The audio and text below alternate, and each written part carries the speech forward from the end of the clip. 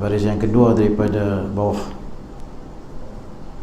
Tuan Haji Bakar tak ada orang ni. Tuan Haji Bakar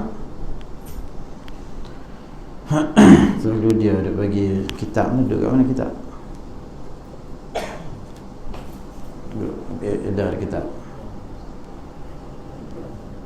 Tolong saya Cik Jawawi, mana kitab?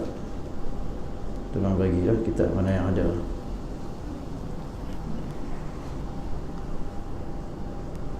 Ada. Ada Haji Bakar bagi.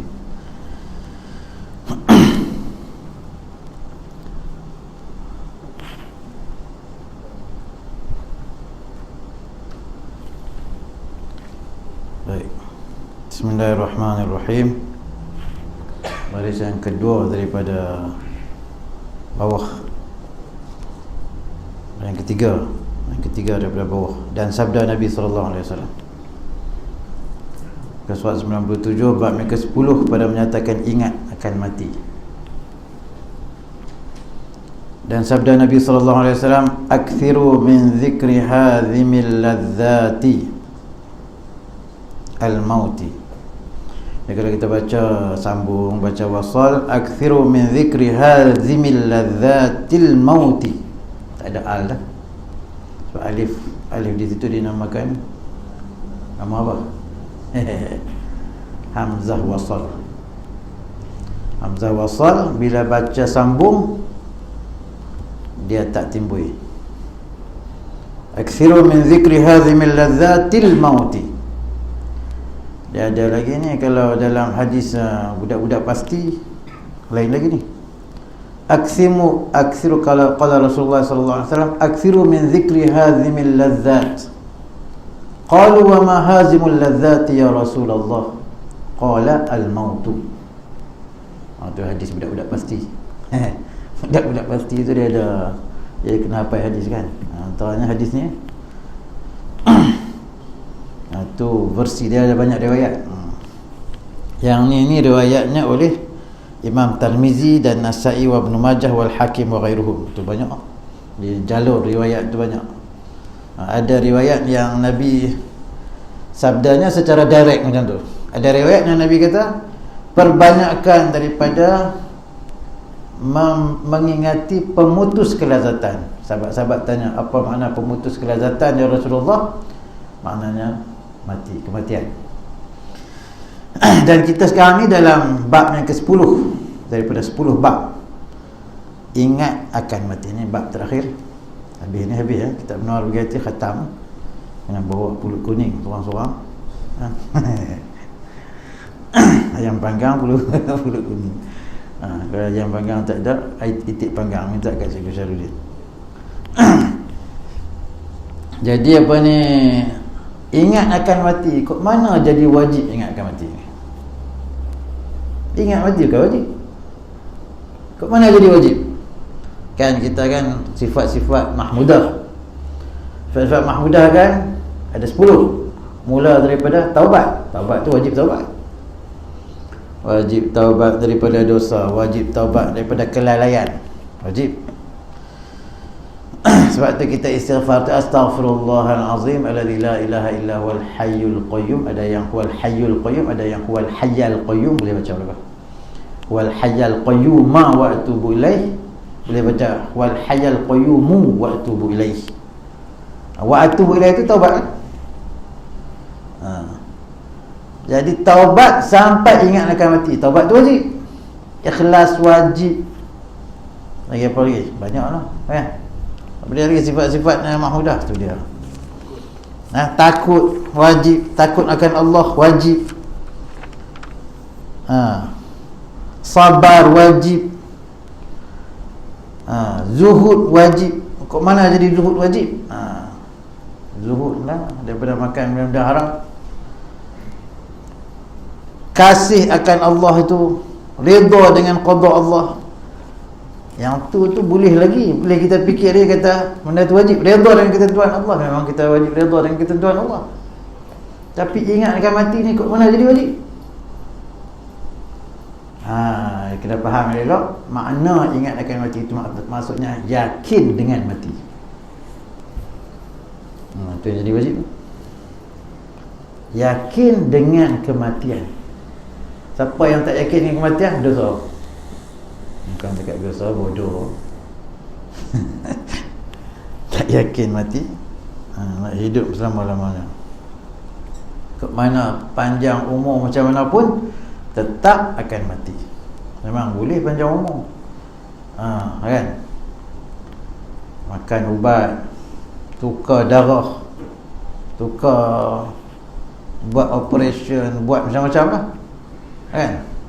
Ada orang sekongkol dengan syaitan, ada. Bolehlah umur panjang lah, tapi sampai bila? Tak akan selama-lamanya. Akan juga menempah kematian, akan juga merasai kematian. Sebab tu dalam Quran dia sebut kullu nafsin dha'iqatul maut. Setiap diri pasti akan merasai kematian. Itu makna ingat akan mati. Kalau orang tanya tu, boleh jawab. Kadang-kadang soalan macam ni dia naik dalam kisah, orang tak boleh jawab sebab tak mengaji. Orang tak boleh jawab, kat mana ingat akan mati jadi wajib? Tak nampak. Tapi makna ingat akan mati itu ialah yakin dengan kematian. Tuan-tuan dan puan-puan, hadirin hadirat muslimin muslimat rahmatullah. Jadi ini jalur Imam Al-Baihaqi. Aksiru min zikri hazimil ladzatil mauti. Artinya banyakkan oleh kamu akan menyebut yang memutuskan segala kesedapan, iaitu mati. Jadi memang bila sebut mati je, kan, kalau sebut saja tak ada apa. Kadang-kadang tu, itu yang kata ilmu ni ilmu tasawuf, ilmu zauq, ilmu musyahadah, ilmu kita nak rasa kata kematian tu dekat. Setiap hari, setiap saat, setiap detik kita menghampiri kematian.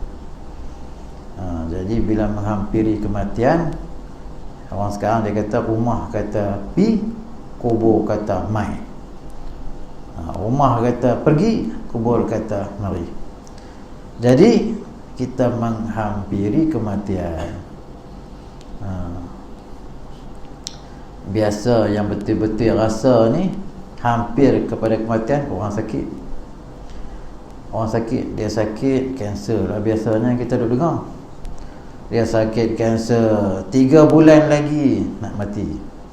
Masa tu pakai kepiah sokmo, kan, mari masjid sokmo, semayang sunat, buat bangun tahajud tengah malam. Tiba-tiba 3 bulan tak mati. Pergi cek kat doktor lah. Doktor kata penyakitnya hilang ni, berubat je mana? Tak bangkit dah tengah malam. Tak nampak muka surau. Pergi Australia. Pasal apa? Pasal yang tadi tu, dia tak rasa. Dengan orang rasa, jadi orang yang rasa dengan kematian, pasti dia akan jaga amalan-amalan dia. Amalan-amalan, jaga hati, jaga hati itu tak mau beralih daripada Allah. Tak boleh beralih. Hati itu tak boleh beralih daripada Allah. Sentiasa menghadap Allah, sentiasa rasa Allah melihat. Rasa Tuhan lihat dulu cukup lah. Tak payah rasa lihat Allah dulu. Rasa lihat Allah tu susah. Dia perlu kepada mujahadah, perlu kepada istiqamah. Nak dapat musyahadah tu bukan boleh buat main-main. Kena ada ilmu juga, ilmu tauhid, kena kemas. Rasa Allah lihat kita, rasa kita ada di mana-mana pun kita berserta Allah. Bahkan Allah itu lebih dekat daripada urat hablul warid, urat apa nama, nafas kita tu. Rasa tu dulu, jadi baru kita rasa dekat dengan Allah Subhanahu Wa Taala. Tuan-tuan dan puan-puan, hadirin hadirat muslimin muslimat dirahmati Allah. Jadi ditanya akan Rasulullah sallallahu alaihi wasallam, ayyul mu'minina akyasu? Qala, ni dalam TV selalu dia baca, selalu baca ni apa TV, apa TV Hijrah ke, Ayyul mu'minina akyasu. Saya pun semenjak mak saya ada di rumah tu baru ada TV hijrah lah. Kalau tidak kartun saja budak-budak tengok kan. Ayyul mu'minina akyas. Qala aktharuhum lil mauti dhikra wa ahsanuhum lima ba'dahu isti'dada ulaikal akyas. Artinya, yang mana sekalian orang yang beriman yang lebih pintar. Sahabat-sahabat Rasulullah tu memang kadang-kadang dia tak sembang macam kita. Biasanya orang perempuan brutal semua, duduk ceruk dapur tu, Allahu Akbar, dia punya membawang lah. Kalau ada orang situ lebih daripada kupas bawang ni. Yang kata membawang tu, dia bukan orang perempuan kita lah, orang bukan perempuan di sini lah, perempuan di Brazil tu. Duduk ceruk dapur tu macam-macam, cerita orang tu, cerita orang ni, cerita macam-macam lah. Hak betul ada, hak tak betul pada. Susah ni kita nak jumpa orang perempuan yang tak mengumpat ni, yang tak suka mengumpat ni. Wallahu alam. Moga-moga di taman kita saja. Moga-moga orang perempuan kita, orang perempuan di taman kita dalam kuliah kita ni tak macam tu. Moga-moga orang perempuan kebanyakan daripada umat Muhammad tak macam tu. Pasal bila mengumpat tu dia tak sedar lah kadang-kadang. Jadi sahabat-sahabat ni dia cerita juga tentang sahabat-sahabat mereka, tapi bukan cerita mengumpat, cerita fastabiqul khairat. Mengumpat lain, fastabiqul khairat lain. Mengumpat ni mengumpat ni kita kata satu benda yang betul tapi orang tu tak suka dengar. Macam ni kata kawan tu julid tu, julid mai dah. Memang semua orang tu mata julid kan. Tengok tempat lain tapi apa dia tengok kat kita? Dia tengok tempat lain tapi rupanya dia perhati kita. Julid. Dia suka orang panggil dia julid. Dia julid semua. Tapi dia tak suka orang panggil dia julid. Jadi kita panggil julid tu ngumpat. Dosa. Tu esok tu kita buat amal baik, itu amal baik kita lebih ke dia. Lagi dok mana dok panggil julid.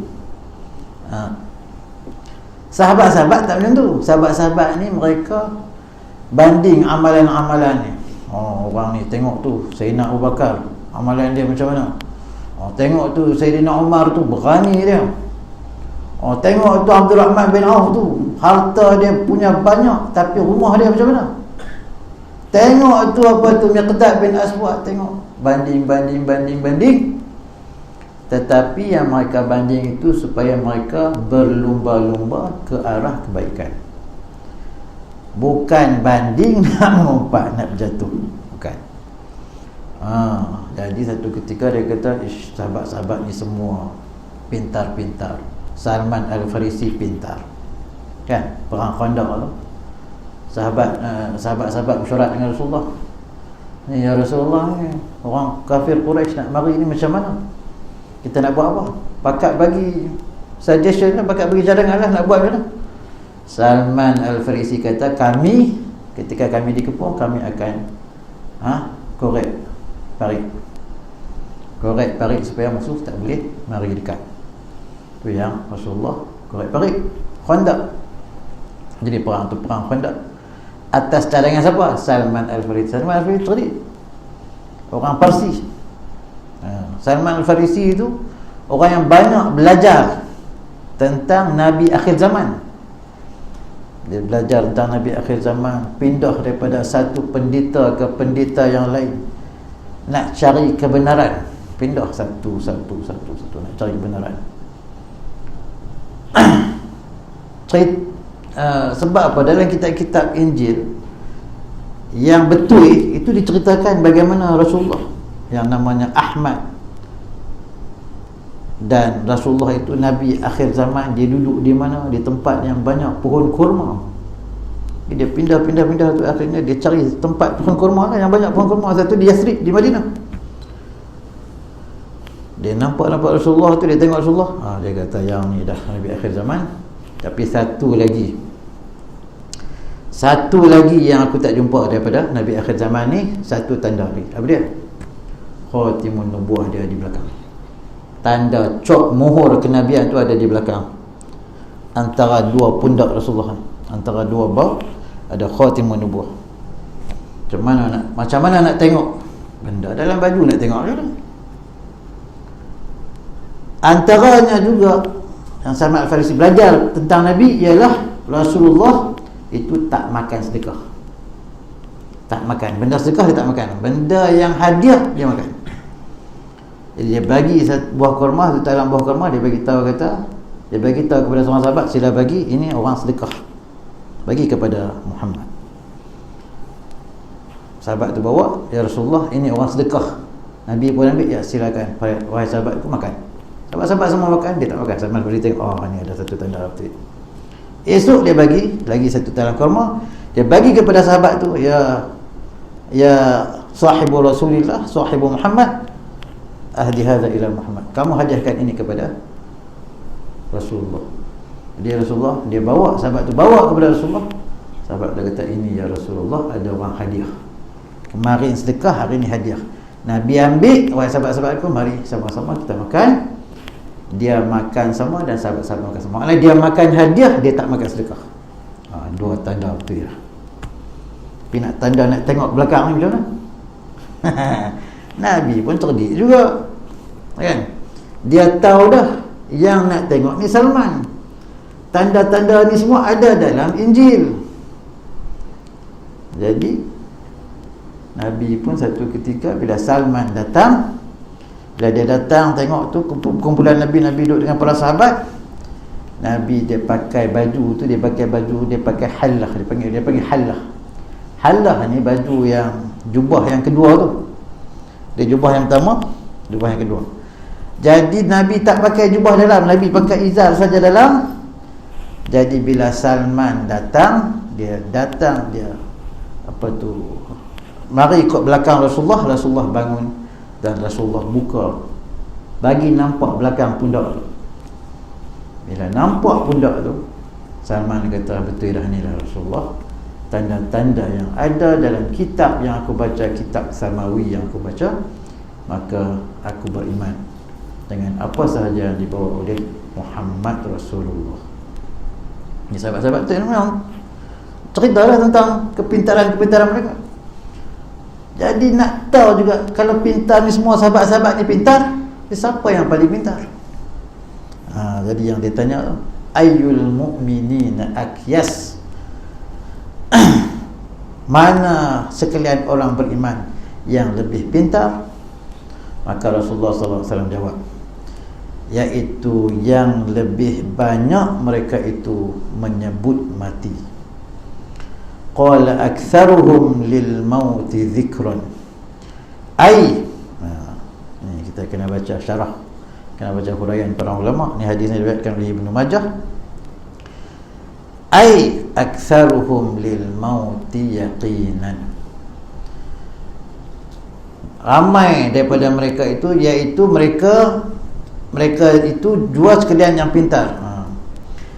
Dan yang lebih elok mereka itu bersedia bagi barang yang kemudiannya. Mana dia?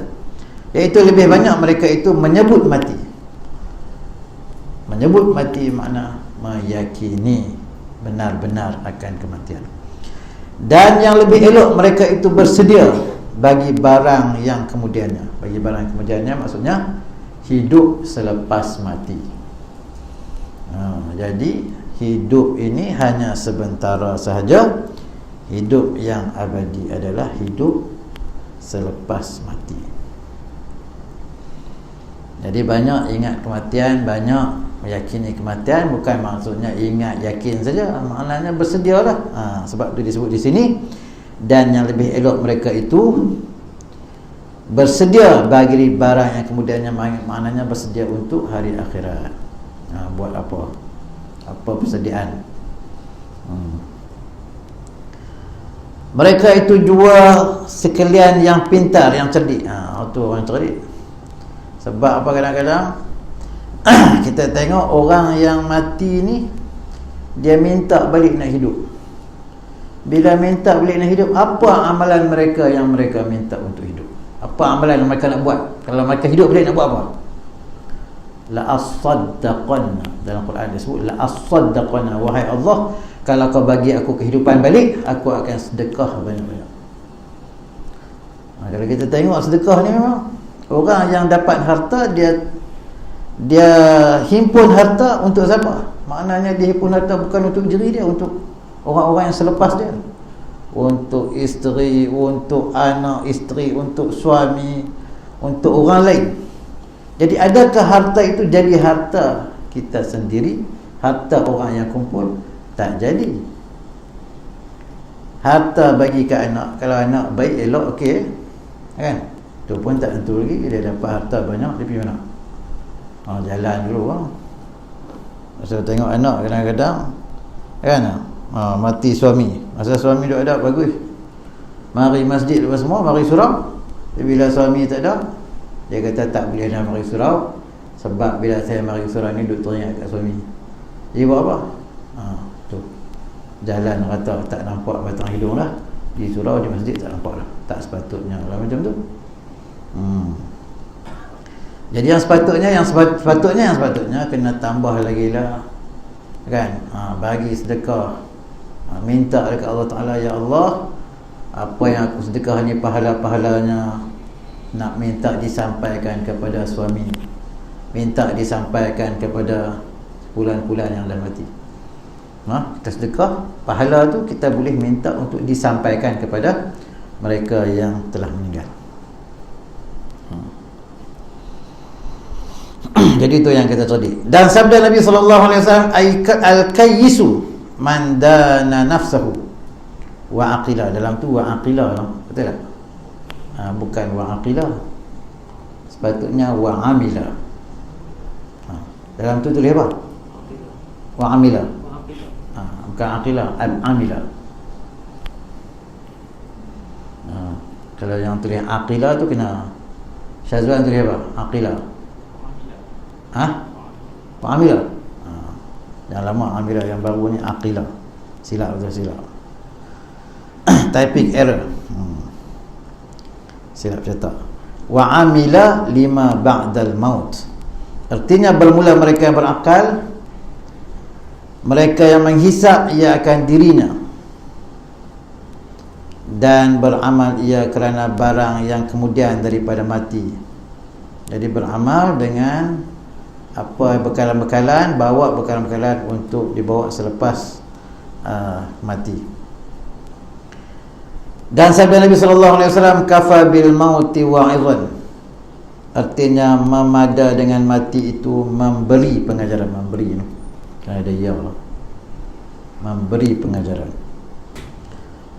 Jadi cukupkah mati itu bagi pengajaran? Yang bagaimana yang kata mati itu memberi pengajaran? Kafa bil mauti wa'idhan, makna semua orang mati, makna semua orang akan dihisap amalan-amalan. Jadi itu yang kita ulang balik apa yang dikatakan oleh Sayyidina Abu Bakar As-Siddiq. Sayyidina Abu Bakar kata semua orang akan binasa. Maknanya semua orang ni masuk neraka, binasa, masuk neraka, kecuali orang-orang Islam. Orang Islam, semua orang akan binasa kecuali orang Islam. Maksudnya semua orang akan masuk neraka kecuali orang Islam. Orang Islam juga semua akan masuk neraka kecuali orang yang berilmu. Orang berilmu, orang Islam yang berilmu, maksudnya apa-apa pun atas dasar ilmu. Semua orang berilmu juga akan masuk neraka. Sebab apa? Sebab tak beramal dengan ilmu, kecuali orang beramal. Jadi orang Islam semuanya binasa kecuali orang-orang yang berilmu. Orang-orang berilmu juga semuanya binasa kecuali orang-orang yang beramal. Orang-orang yang beramal juga semuanya binasa kecuali orang-orang yang ikhlas. Orang yang ikhlas. Maknanya buat amalan kena ikhlas, kena jaga hati. Orang-orang yang ikhlas, kata Sayyidina Abu Bakar As-Siddiq, itu dalam bahaya yang besar. Dalam bahaya yang besar bagaimana? Jadi ikhlas dia tu boleh tergugat. 20 tahun dah, 30 tahun dah duk tolong orang, duk bantu orang, kan? Bantu orang. Macam Ustaz Ali Haji Ahmad, tak bagi tahu kat siapa, tutup rapat. Mana api habis? Dia punya dia duduk seorang, rumah tak ada, kereta tak ada, semua orang bagi, duduk seorang, kan? Kadang ada lah anak tutup tumpang, kereta rumah orang bagi, dia ada pencen lagi, mengajar lagi, duit. Lepas sembahyang Jumaat tu, dia sembahyang di Masjid Zahir, masjid negeri lah, Masjid Zahir lah. Dia mengajar sebelum khutbah mengajar. Sebelum khutbah mengajar. Jadi bila dah sebelum khutbah tu mengajar lah. Jadi orang salam tu pakat mari bagi duit lah apalah, kan? Banyak lah yang envelope tu bagi. Jadi bila orang bagi, dia pun sebelum Jumaat, sebelum khutbah lebih kurang 5 minit tu, dia berhentilah duduk atur envelope tu. Bila habis sembahyang Jumaat, duk tengok, orang pun beratur lah nak salam dia. Rupa-rupanya bila salam dia bagi balik duit lah. Tapi dia bagi dekat fakir miskin lah.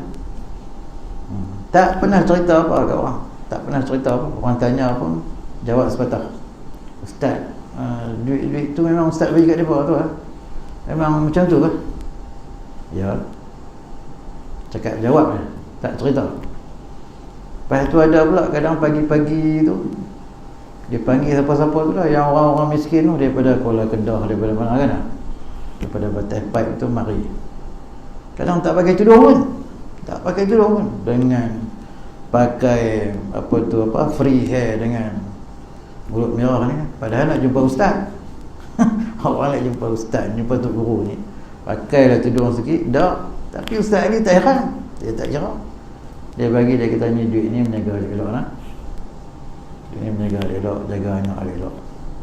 Rupa buat lagu tu bukan sebulan dua, berpuluh tahun dah dia buat kerja tu. Tak cerita dekat orang, tak buka mulut, tak cerita apa langsung dekat orang. Tu yang kata nak jaga ikhlas. Tak cerita, tak buka mulut. Tak pernah cerita saya tolong dia 20 tahun dah, siapa pun tak tahu. Cerita tu orang tahu lah. Jadi cerita, tak cerita bagi. Lepas mati orang tu pun, lepas Ustaz Ali mati, orang tu baru taubat. Rupanya hidayah dia tu lepas Datuk Guru mati. Masa Datuk Guru tak hidup, dia tak pakai tudung. Lepas Datuk Guru mati itu baru dia insaf, Allah Ta'ala letak dalam hati dia taubat. Mungkin Allah Ta'ala nak jaga Datuk Guru juga, supaya dia tak rasa hidayah tu daripada dia. Innaka la tahdi man ahbabta walakinnallaha yahdi man yasha. Kamu tak boleh bagi hidayah kepada siapa sahaja yang kamu suka, siapa sahaja yang kamu kasih. Allah sahaja yang beri hidayah kepada siapa yang dia kehendaki. Jadi ikhlas. Jadi tu yang kata kita kena faham elok.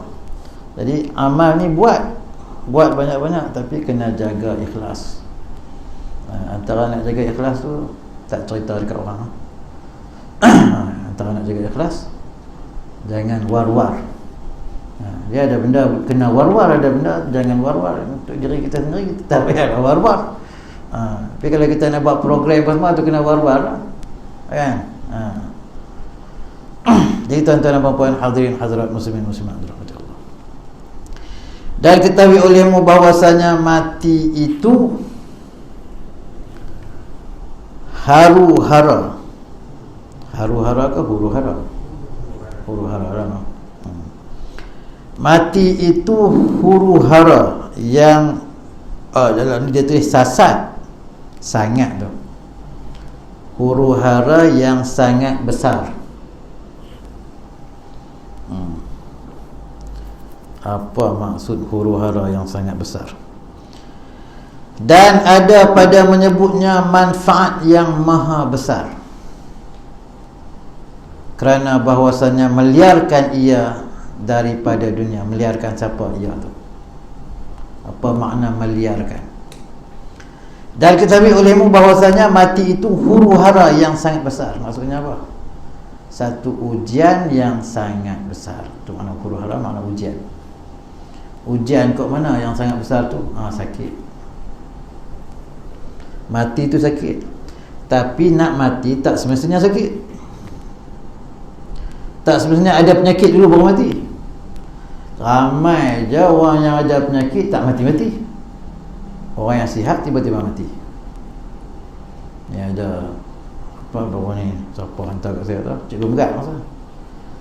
Dia kata ada satu, dia panggil dysfunction. Bila kita terlalu letih, kita terlalu banyak bergerak, banyak kerja, itu nanti satu ketika jantung tu boleh terhenti sendiri, kan? Jantung tu terhenti sendiri, habis kolap. Padahal tak ada sakit apa-apa tu. Pasal dia terlalu kerja, terlalu banyak berat, dia tak ada rehat, jadi macam tu. Dan yang kadang-kadang kita kena ada rehat juga lah. Kerja juga tapi kena ada rehat.